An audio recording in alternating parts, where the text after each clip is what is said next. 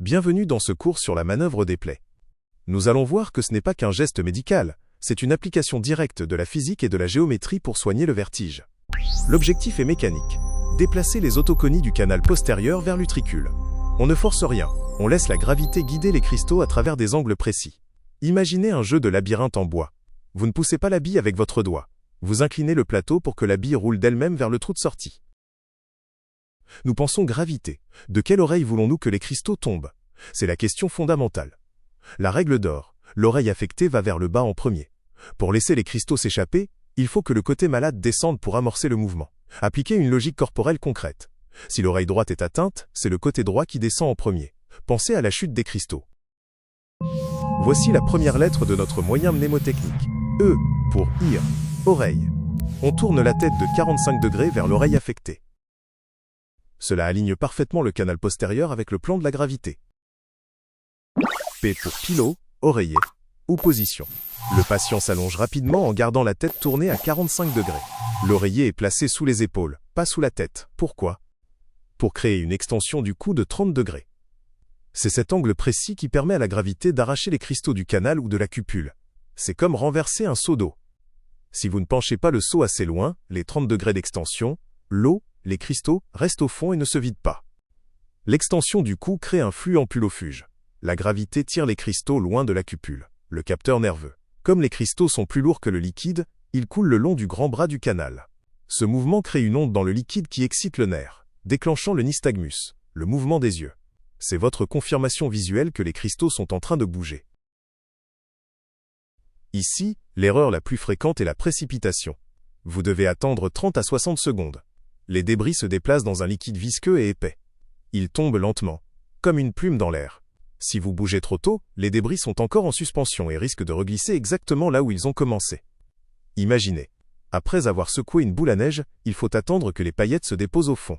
Si vous retournez la boule alors qu'elle flotte encore, la neige se disperse partout. L signifie look, regardez. On tourne la tête de 90 degrés vers le côté opposé. C'est une étape de navigation. En faisant pivoter la tête, on guide les débris autour de la courbe supérieure du canal. On maintient l'élan gravitationnel pour que les cristaux continuent leur voyage sans s'arrêter au sommet de l'arche. Le virage en voiture. Pour garder votre vitesse dans un long virage, vous devez tourner le volant progressivement. Ici, on tourne la tête pour accompagner les cristaux dans le virage du canal. Voici le mouvement décisif, E pour Earth, Terre. Le patient roule tout son corps pour pointer son nez directement vers le sol. Mécaniquement, cette rotation aligne la sortie du canal, le cru commun, directement avec la gravité. C'est ce qu'on appelle le money move, c'est l'étape qui permet enfin aux cristaux de quitter la boucle.